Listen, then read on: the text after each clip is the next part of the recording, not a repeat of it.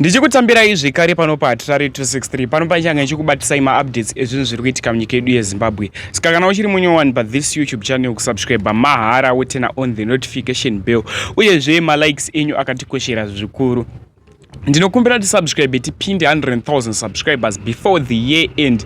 Masubscribers asara mashoma hatumbosvike 1000 ndatishingirei tingopinda sefamily ka takatarisa kwatakabva totarisa kwatiri kuenda rwendo rwatafamba rwakareba.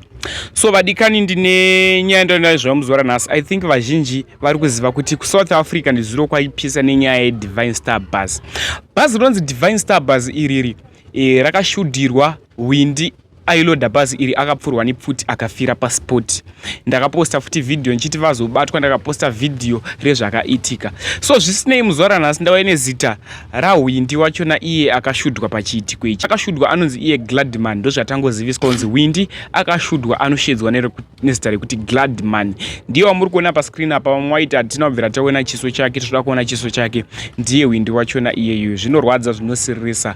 Munhu kufa asina kurwara, kungoshudwa ofira pasipoti. Munhu anenge abuda mumba achiti achadzoka, asi ndonzera yake yekufa iyoyo. Chiko rest in peace kuna Gladman. Ngaazorore murugare. Tisina tarisiro izvi tisikazvifungire veukama ndavachemeni tariro. Tichipinda munext update sekuziva kwamunozviita nyaya dzepanapa tiregerewo dzibatanidza tinoitira kuti muwane maupdates akati wandei. Saka ndati subscribe usazosarire pamanews updates hatinodzoka nawo munguva inotevera.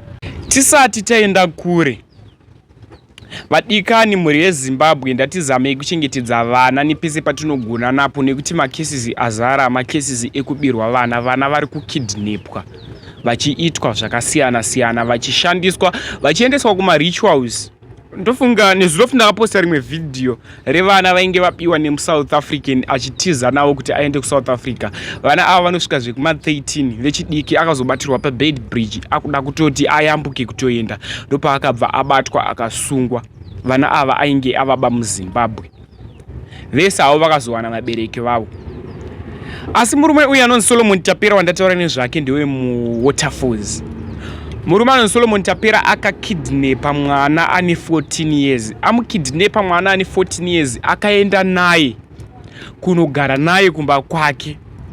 Kugara naye kwaita kumba kwake, aimuabusa achimuita mukadzi nezvemarituals zvekuti awane mari.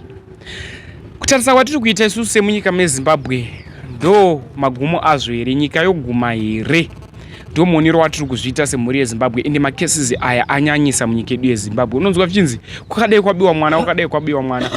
Ende murume anonzi Solomon Tapera ari kufungirwa, ndiyo futi suspect yeumwe mwana ane 14 years ari kutsvagwa zvaizviri. So akashaika, haasi kuwanika futi mwana wechisikana uyu akashaika. Mwana uyu waakakidnapa ane 14 years waita mukadzi nekumuitisa marituals.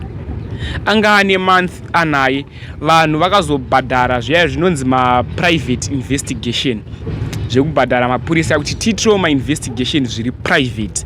Ndopa vakabva vabata murume anonzi Solomon Tapera. Solomon Tapera murume iye ane 45 years. Kutaura kunoku akabatwa nemapurisa. Vabereki vochema kuti vanhu vakadai hatitarisiri kuti vapiwe bail yekubuda panze yekuti unenge uchibva kumba uchitongwa mhosva yako. Zvinenge zvichitotirwadza kuti munhu atori kunzoko ari kuita zvaanoda achidzoka achitongwa nemhosva yake, anzi hatisi kuda kuti apiwe bail, ndangonzi makore ese mujeri. Ndinokumbira kuti tozondofunga mucomment section pamusoro penyaya. Zvinorwadza, zvinosiririsa, ndo makesisi atiri kureceiva semhuri yeZimbabwe. Inini saHatirari handiregeri kuzivisai manews updates ezvinhu zviri kuitika munyika yedu yeZimbabwe. Anzi Hatirari uri bullet pamanews updates, musarari. Ndosaka ndichiti Hatirari 263 hatife takarara, Hatirari musi watamuka. Handini maupdates. Much love.